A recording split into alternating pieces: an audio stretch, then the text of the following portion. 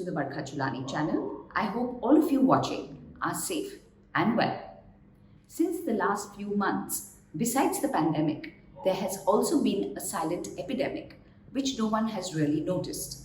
Walter Lippmann has put it rather well, where he said, "Where all think alike, no one thinks very much." Critical thinking is unfortunately dying a silent death. What do I mean? Since January 2020, the pandemic has hit the world and everyone seems to be following a social psychological phenomenon called groupthink. What is groupthink? Groupthink is a pattern of behavior where a cohesive group of people come together and begin to make decisions not always based on evidence, rationality, and sensibility. Because there is a cohesive group, there is an inability of members to voice their non-conformity, to voice their concerns about certain decisions made in this groupthink manner. Let me exemplify. The world population as of today, July 2020, is 7.8 billion people. The coronavirus has affected close to 16 million people until now.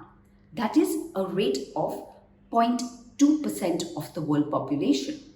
Of those affected, less than 700,000 people have unfortunately died. That means less than 0.01% of the world population has unfortunately passed. I know many of us will say 16 million infected over 7 months and 700,000 unfortunate deaths. Groupthink is a phenomenon which unfortunately doesn't allow for independent, creative thinking. Over history, when decisions are made, societies are affected at large. Is it that there was no other method to prevent the pandemic from spreading other than the lockdown? Let me again exemplify. In group thinking, there are two facets, in-group and out-groups. In-groups believe that whatever decisions they make are the best decisions and they kind of denigrate the out-group. Sweden may be considered an out-group country which made its own decision on the basis of its demographics, on the basis of its infrastructure and resources. We could safely say that Sweden would be categorized as an out-group thinker. Of course, we have no way to know what are the resources, infrastructure, and the other abilities other countries would have, but to blindly follow, to ape, and to go with groupthink can largely be detrimental. Because when critical thinking is compromised, as Margaret Thatcher said, consensus does not lead to leadership. I go further.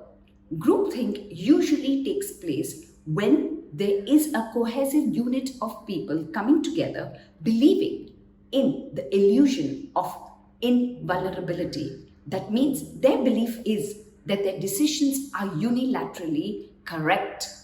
I want to talk about 4 aspects today to prevent groupthink so that the silent epidemic of loss of critical thinking does not continue anymore. To prevent groupthink and reclaim critical thinking ability, we need to not self-censor.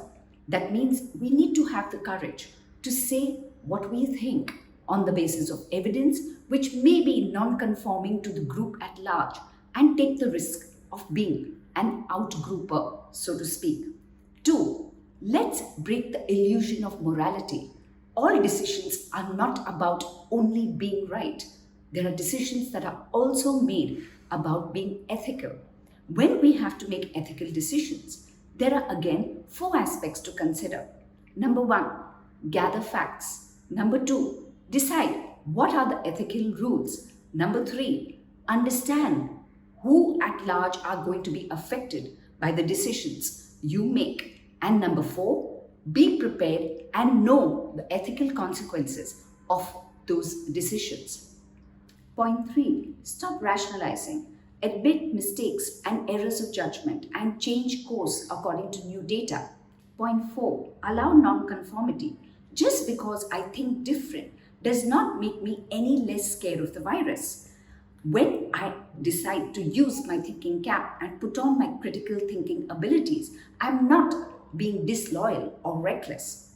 This mass hysteria, which has gripped the entire world since January 2020, is actually making people sick about their worry of going sick when actually they're living pretty healthy lives.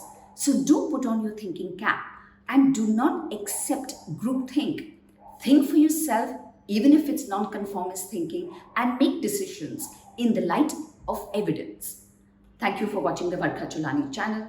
If you like what you see, please do hit the like button, do share my video, and of course, continue to subscribe. Till next week, it's goodbye. Thank you. Stay well, stay healthy.